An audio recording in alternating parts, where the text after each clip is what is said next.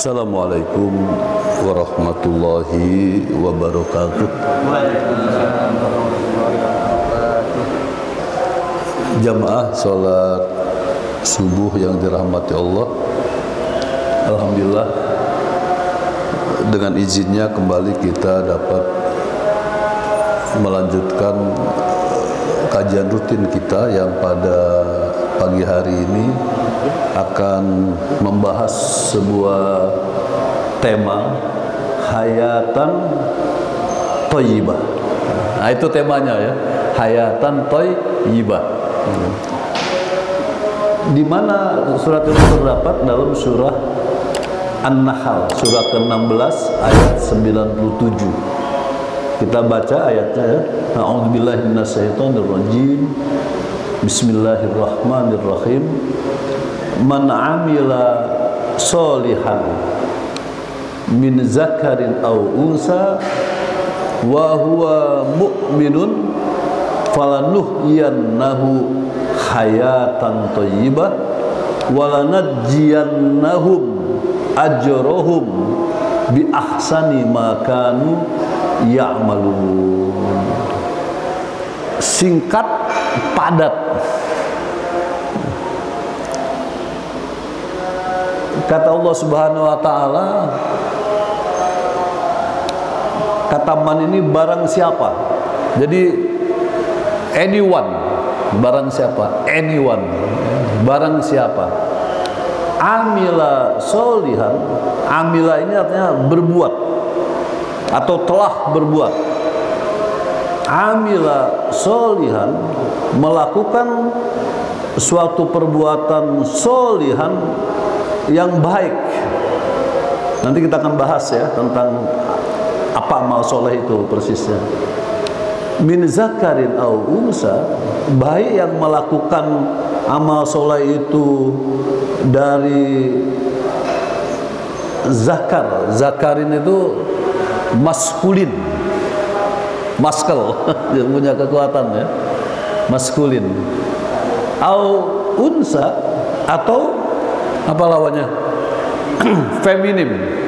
Jadi baik yang melakukan kebajikan itu kelompok maskulin maupun feminim, wa huwa mu'minun, dan dia dalam keadaan beriman kepada Allah dan Rasulnya, falanuhyiyannahu, pasti akan kami berikan kepadanya. Jadi kepada orang per orang tadi ya, baik orang per orang itu laki-laki atau wanita, apa yang Allah akan janjikan, pastikan diberikan hayatan thayyibah, kehidupan yang berkualitas. Itu satu di dunia. Jadi hayatan thayyibah itu satu kondisi hidup di dunia, di dunia. Kemudian walanajziyannahum, lagi-lagi ada janji yang pasti dari Allah, dan pasti akan kami balas mereka. Ini menarik jamaah sekalian. Kalau di sini falanuhyiyannahu secara individual, mereka yang bekerja keras melakukan kebajikan-kebajikan, kemudian dia beriman, maka yang bersangkutan, mohon dipahami nih ya ayatnya, satu persatu. Jadi individuality, jadi individually, satu persatu itu akan memperoleh hayatan thayyibah. Tapi begitu di akhirat, bentuk kalimatnya walanajziyannahum. Kalau di sini hu ini huwa. Kalau di sini hum. Jadi huwa itu bentuk mufrad dari kata ganti isim domir huwa. Hum itu bentuk jamak dari huwa. Jadi huwa, huma, hum itu bahasa Arab ya. Jadi bahasa Arab itu dalam operasinya itu dia mengenal bentuk tunggal, bentuk dua, musanna, bentuk tiga, jamak. Ini menarik untuk kita perhatikan ya. Jadi huwa, huma, hum. Misalnya muslimun itu huwa muslimun. Kalau dua orang, huma muslimani. Kalau banyak, hum muslimuna. Itu orang ketiga ya, huwa huma hum. Nanti ada yang muannasnya tuh, ya huma hunna. Ya, sama mufrad musanna jama. Nanti ada yang orang kedua, anta antuma antum. Orang kedua perempuan, anti antuma antunna. Lalu orang pertama anak mufradnya, kemudian nggak ada duanya tuh, anak nahnu. Nah, ayat ini ya pertama-tama oleh Allah digambarkan kalau setiap orang, baik dia laki maupun perempuan, bekerja keras, berbuat kebajikan, maka setiap orang yang bekerja keras dan berbuat kebajikan itu akan Allah berikan hayatan thayyibah. Lalu yang kedua, walanadziyannahum, dan akan kami balas mereka. Berubah darinya menjadi mereka. Jadi semua nanti berkumpul kita. Semua kita. Jadi tadi kalau di dunia secara individu. Jadi kalau sekarang ada orang yang hidupnya senang dalam kata tanda kutip ya, senang atau bahagia tanda kutip, nanti kita bahas itu. Pasti kalau dia tidak kekurangan itu karena dia kerja keras. Biasanya di balik kerja keras itu ada ilmu, ya. Bagaimana dia mengelola kehidupan ini dengan ilmu. Akan beda, misalnya, mohon maaf ini ya, misalnya kalau pendidikan kita rendah, kemudian ada yang lain pendidikannya tinggi, itu fakta umumnya akan beda posisi hidupnya. Jangankan itu, pola berpikirnya juga beda. Ya. Jadi pola berpikir mereka yang pendidikannya rendah dengan pola berpikir mereka pendidikannya tinggi sangat jauh.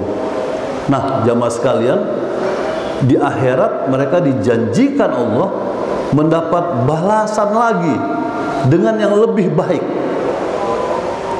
Jadi balasan akhirat itu lebih baik dari yang di dunia.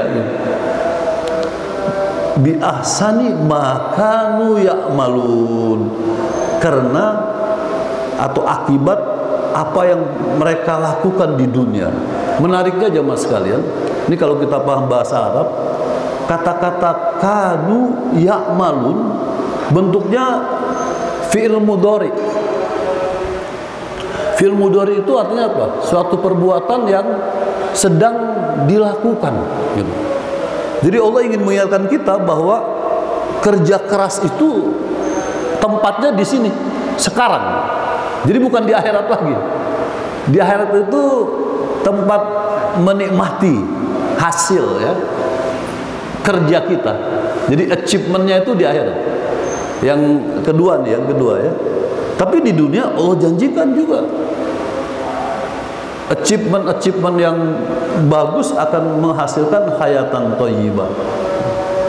Nah, jemaah sekalian, kita lanjut ya. Karena tadi ayat itu memuat paling tidak 3 hal penting. Pertama, amal soleh. Kedua, iman. Ketiga, hayatan thayyibah. Itu ya. Lalu nanti yang keempat di akhirat. Di akhirat. Yang keempat. Ini akibat logis dari apa yang kita lakukan di dunia. Yang di akhirat itu ya, akibat logis. Jadi kalau kita masuk neraka, akibat logis dari perbuatan di dunia. Masuk surga, akibat logis dari perbuatan kita di dunia. Makanu ya'malun. Nah, pertanyaannya tadi, lalu apa yang dimaksud dengan amal soleh? Jawabannya ini dari tafsir Ibnu Katsir ya. Amal soleh itu singkat, semua tindakan, apakah itu pemikiran, ucapan, perbuatan, itu kan tindakan namanya, amal. Semua tindakan, bahkan kalau yang bersifat pilihan, tindakan itu dimulai dengan biasanya motif. Ya, kita di sini pasti punya motif gitu. Semua saya juga di sini punya motif. Apa motifnya? Kita ingin mengkaji Al-Quran, memahami agama ini, agar kita menjadi hamba Allah yang beribadah sesuai dengan petunjuk Allah. Karena petunjuk itu ada di Quran dan Sunnah. Nah itu makanya kemudian kebajikan itu adalah tindakan yang memberi manfaat dan maslahat. Kemudian gagasan, perencanaan, pengembangan strategi, eksekusi, monitoring. Nah itu semuanya sepanjang dia bermanfaat dan maslahat serta tidak bertentangan dengan syara, dia disebut sebagai amal soleh. Pertanyaannya, siapa orang yang beriman itu? Itu kan? Kita ingin tahu, adakah Allah di dalam Al-Quran menjelaskan who are they? Siapa mereka? Siapa orang-orang yang beriman? Wa huwa mu'minun. Maka jawabannya ada di 2 surah. Boleh kita buka yang ini dulu, Al-Anfal surah 8 karena ayat duluan ya. Kemudian yang kedua surah Al-Hujurat ayat 4, surah 49 ayat 15. Mari kita sama-sama mencermati penjelasan Allah tentang siapa orang yang beriman itu. Nah, 2 ayat ini bisa jadi tolak ukur atau apa? Ya, penilaian terhadap diri kita masing-masing. Saya udah orang beriman belum ya? Itu ya, tujuannya itu. Saya sudah jadi orang beriman belum? Nah ini standar ini ya, penilaiannya nih, assessmentnya nih. Jadi cara mengakses, menilai apakah kita beriman, buka surah Al-Anfal ayat 2-4 atau buka surah Al-Hujurat. Kita buka ya. Surah apa dulu nih? Oh ternyata surah Al-Hujurat dulu yang dibuka. Nah jamaah sekalian, soal urutannya itu analisis ya. Kalau kita mulai dengan Al-Hujurat, ini adalah gambaran umum tentang pengertian orang yang beriman. Allah mengatakan, kalau kalian ingin mengetahui siapa orang-orang beriman itu, kata Allah, innamal mu'minuna, sesungguhnya yang dinamakan orang-orang beriman itu alladzina amanu billahi wa rasulih, yaitu orang-orang yang beriman kepada Allah dan Rasulnya. Itu kalau kita masih kafir, mau masuk Islam, maka kita bersahadat. Sahadat kita bagaimana? Ashadu an la ilaha illallah wa ashadu anna muhammadan rasulullah. Nah, maka Allah mengatakan orang beriman itu adalah orang yang beriman kepada Allah. Jadi bukan kepada selain Allah. Dia hanya mengimani Allah saja. Itu pentingnya pemahaman itu ya. Kemudian wa rasulihi, dan rasulnya. Era kita adalah era Nabi Muhammad, khatamun nabiyyin wal mursalin. Jadi rasul yang kita ikuti adalah Muhammad sallallahu alaihi wasallam. Jadi kita tidak lagi masuk ke era Isa, ke era Musa, apalagi ke era Adam gitu. Tidak lagi. Kita era Nabi Muhammad sebagai makhluk atau manusia yang Allah pilih sebagai rasul terakhir. Nah, ada catatan yang penting ini. Summa lam yartabu. Kemudian mereka tidak ragu-ragu. Nah, ini persoalannya kan ada orang ragu terhadap Allah, bahkan juga Rasulnya. Hari ini jamaah sekalian, banyak upaya, dia tidak memurtadkan orang-orang muslim, tapi dia membuat satu upaya untuk membuat kita ragu terhadap agama kita sendiri. Mohon maaf, ada ungkapan moderasi dalam beragama. Moderasi, moderat ya. Ternyata kalau didalami isinya, itu upaya agar kita menjadi ragu-ragu. Padahal ta'rifnya ini kata Allah, ini definisi dari Allah. Mereka tidak ragu-ragu lagi terhadap Allah dan Rasulullah sallallahu alaihi wasallam. Summa lam yartabu. Ini menjadi catatan penting.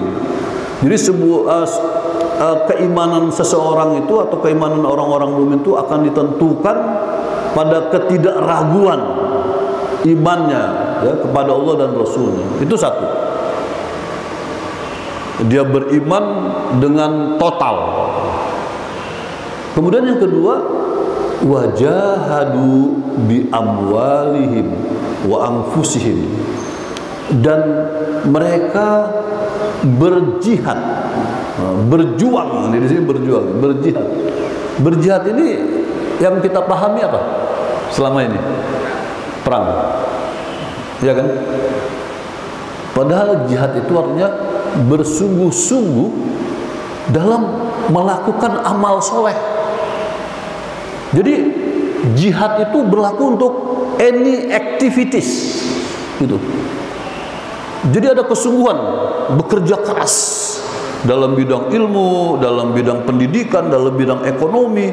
Dan kalau perang itu dalam bidang apa? Pertahanan. Jadi termasuk. Jadi bersungguh-sungguh. Nah, ini kita terjebak oleh jargon politik yang namanya demokrasi. Ya. Demokrasi itu bukan konsep Islam. Tapi dunia mengakui demokrasi itu pilihan yang paling baik. Kenapa? Karena demokrasi apa Pak Andik? Intinya pada suara rakyat terbanyak ya. Terbanyak. Ini yang kita khawatirkan ketika rakyat terbanyak itu adalah orang-orang yang banyak maksiat, lalu dia memimpin sebuah negara, itu bisa dibayangkan itu. Jadi demokrasi itu kan cara memilih pemimpin ya, suara terbanyak misalnya, plus coba siapa yang dari ilmu politik itu kan, kalau ada 50% plus 1 menang dia gitu ya, menang. Ini bisa direkayasa ini. Bisa direkayasa. Jadi masih tapi hari ini Islam moderat itu diupayakan tidak ngutik-ngutik demokrasi. Gitu ya. Nah, tapi zaman sekarang kembali ke kata jihad ini yang kita ingin tekankan ya. Jadi bersungguh-sungguh di sini fi sabilillah, di jalan Allah. Jelas sekali itu di jalan Allah.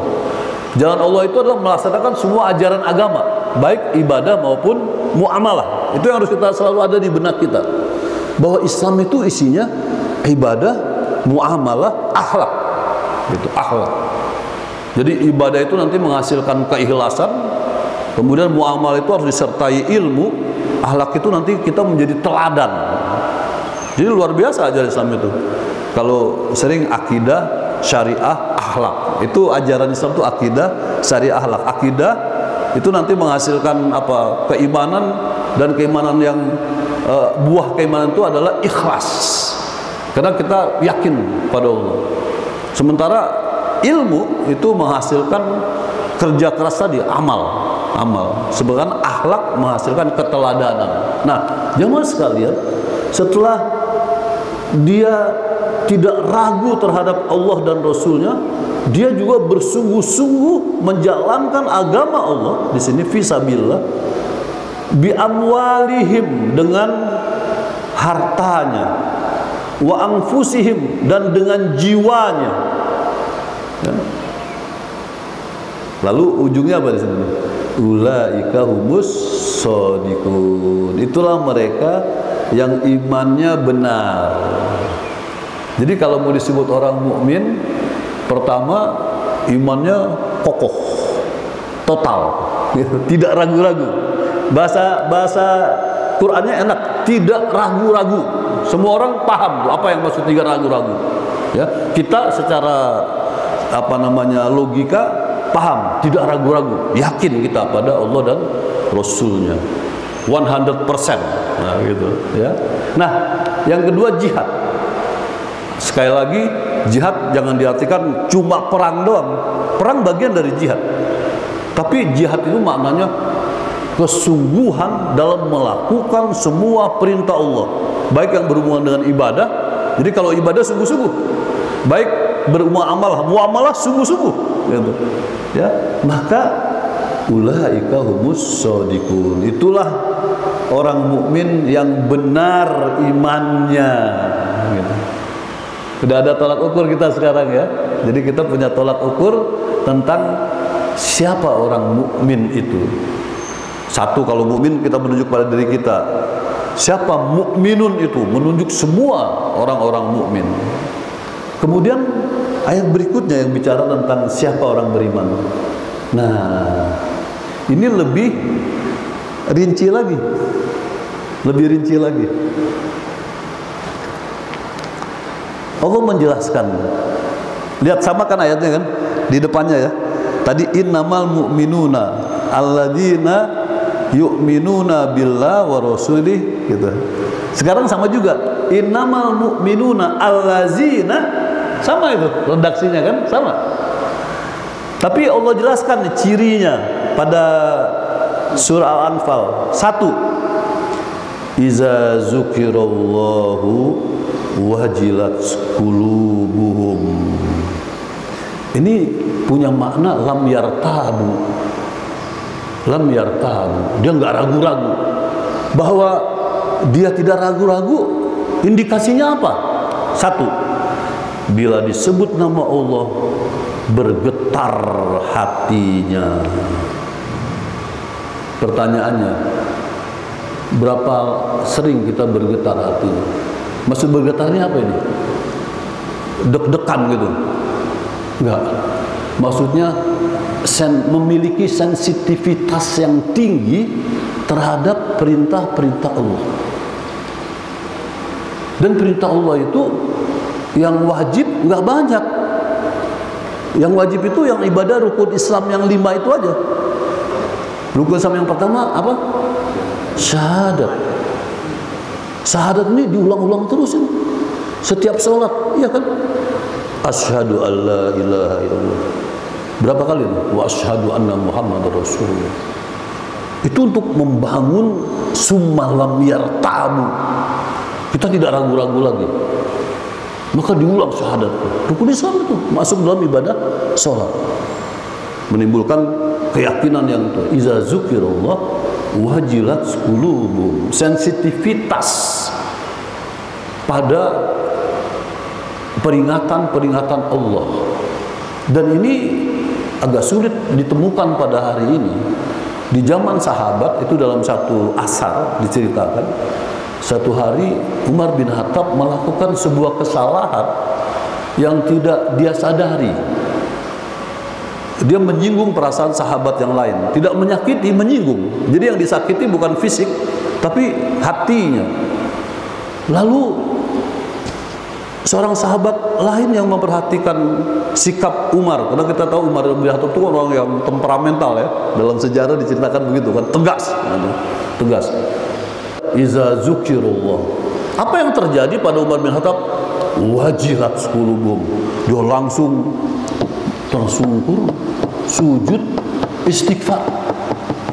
Karena ada sahabat lain mengatakan ittaqullah. Dia sadar saya diingatkan oleh teman yang lain telah melakukan kesalahan. Padahal dia nggak merasa menyakiti orang gitu. Tapi mungkin sikapnya, ucapannya. Lalu yang lain mengatakan ittaqullah. Ya Umar, ittaqullah. Langsung dia tersungkur, bersujud, istighfar. Itu zaman sahabat. Hari ini ada yang begitu. Dia begitu bilang ittaqullah, malah tidur dia kalau khutbah. Ittaqullah, biasa aja. Ittaqullah, peduli amat. Tapi dia kalau dia beriman ini wajilat qulubuhum, memiliki sensitivitas. Iza zukirallah. Jadi ketika diingatkan Allah, maksudnya perintah dan larangan Allah diberitahu. Ini dilarang. Ini haram. Ini harus dihindari. Ini berbahaya buat diri Anda dan buat keluarga serta masyarakat Anda. Wajilat qulubuhum, sensitif dia. Dia sadari kesalahannya, kekeliruannya. Itu satu. Jadi diurai oleh Allah tentang siapa orang beriman. Jadi besarannya tadi beriman tanpa ragu, berjihad, kemudian yang terakhirnya cuma itu kan ya, Lalu ulaika humus shadiqun, itu iman yang benar. Jihad itu di mana ini? Satu. Yang kedua, pakai kata iza ya. Wa iza tuliyat alaihim ayatuhu, dan apabila dibacakan kepada mereka ayat-ayat Allah, dibacakan, aktif apa pasif posisi kita itu? Pasif. Apalagi kita membaca, ini dibacakan, jadi kita mendengar, dia cuma ngedengerin doang gitu. Ada ayat-ayat Allah dibacakan, diperdengarkan oleh teman kita ketika kita melakukan sesuatu itu misalnya menyimpang, lalu ada orang mengingatkan dengan ayat Allah. Wa idza tuliyat alaihim ayatuhu, apa yang terjadi? Menyimpang atau tidak menyimpang ya? Kalau ayat Allah dibacakan, dia dengar Al-Quran dibacakan, apa yang terjadi? Zadathum imana. Apa artinya itu? Zadathum, bertambah kuat. Zadathum imana, imannya. Itu kalau cuma mendengar. Kalau kita baca, tambah kuat, tambah kuat, tambah kuat.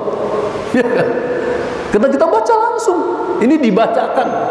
Jadi dalam posisi pasif saja, orang beriman yang benar itu akan makin kuat imannya. Jadi dalam kondisi begini, harusnya zadathum imana. Itu dua. Kemudian yang ketiga, wa ala rabbihim yatawakkalun, dan mereka berserah diri kepada Tuhannya. Jadi sandaran hidupnya itu adalah Allah Subhanahu wa ta'ala. Para ulama menjelaskan tawakal ini adalah kita melakukan sesuatu secara baik dan benar serta optimal, hasilnya kita serahkan kepada Allah Subhanahu wa ta'ala. Itu ciri orang beriman. Sehingga nanti dia menjadi orang yang memiliki sifat qanaah. Nah itu, nanti ada hadisnya, qanaah. Qanaah itu apa? Menerima apa yang sudah menjadi takdir Allah. Takdir Allah. Tapi disertai oleh usaha. Nah di zaman Rasulullah, saya kira pernah dengar ya cerita bahwa ketika Rasulullah bersama sahabat akan melakukan sholat berjamaah, lalu beliau menemukan sahabat yang dia bisnismen. Zaman dulu pakai onta bisnis saya karena melampaui berbagai kawasan padang pasir ya, padang pasir. Sudah kamu di mana kamu taruh untamu yang banyak dagangannya itu?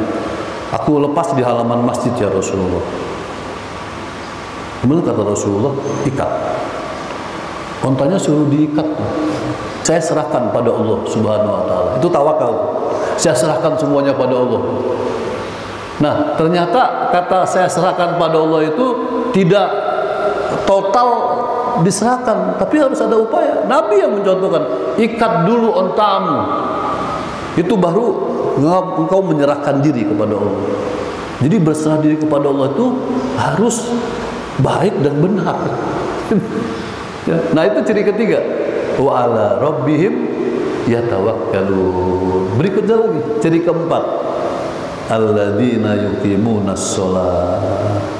Orang mukmin itu pasti gitu ya, sholat. Jadi orang beriman itu ketika sholat pasti sholat ini berdampak positif. Nah, kita udah hafal ayatnya kan, inna sholata tanha anil fahsyai wal munkar.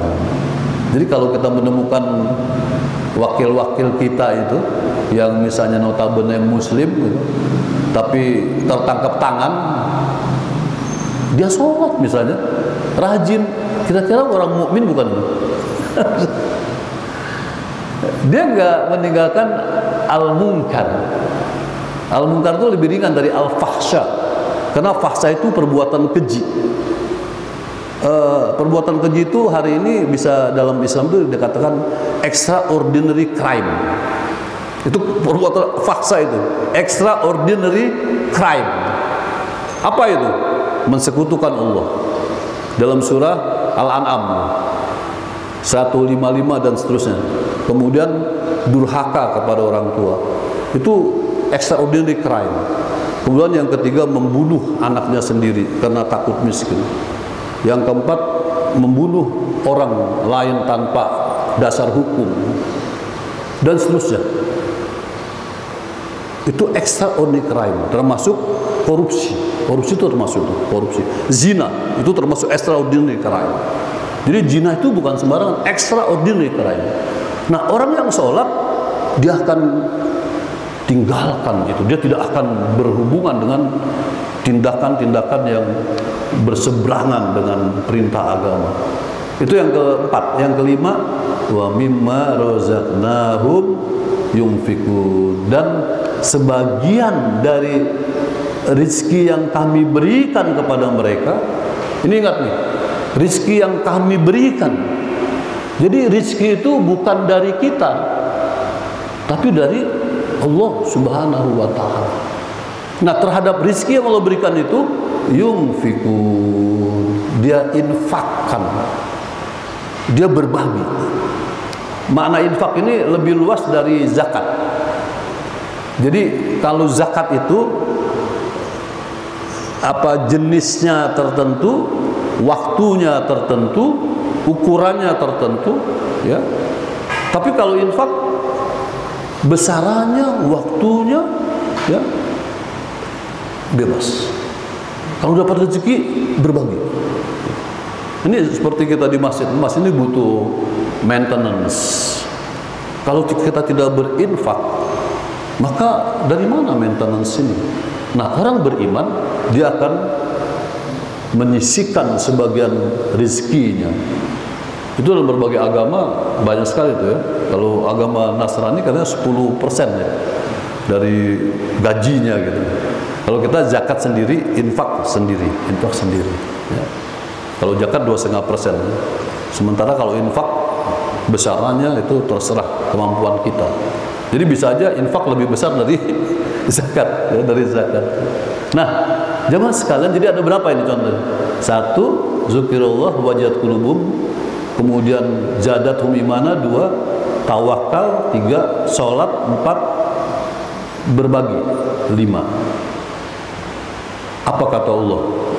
Kalau kita sudah memiliki ciri-ciri yang 5 ini, ulaika, ini lebih tegas kan, humul mu'minuna haqqan.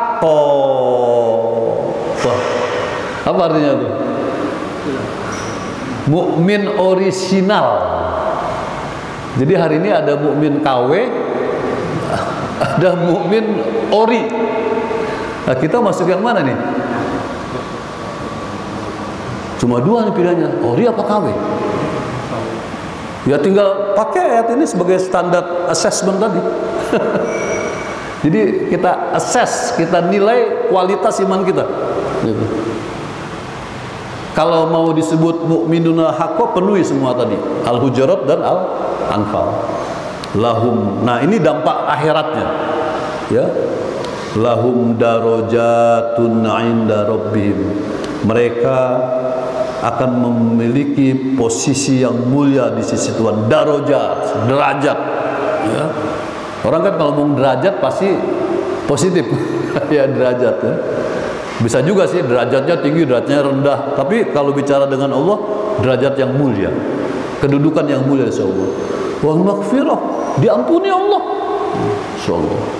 Kalau udah diampuni, nggak punya dosa, apalagi? Ini masuk surga. Warizqun karim. Dalam tafsir rizqul karim itu adalah surga dan rezeki yang mulia. Rezeki yang mulia itu adalah tidak lain masuk surga. Posisinya tinggi, mendapat ampunan Allah, ahli surga. Itulah dia orang-orang mukmin. Terjawab tadi ya, siapa orang mukmin itu? Sebenarnya ada 5 ayat, tapi 2 ayat ini sudah cukup mewakili ayat-ayat yang lain.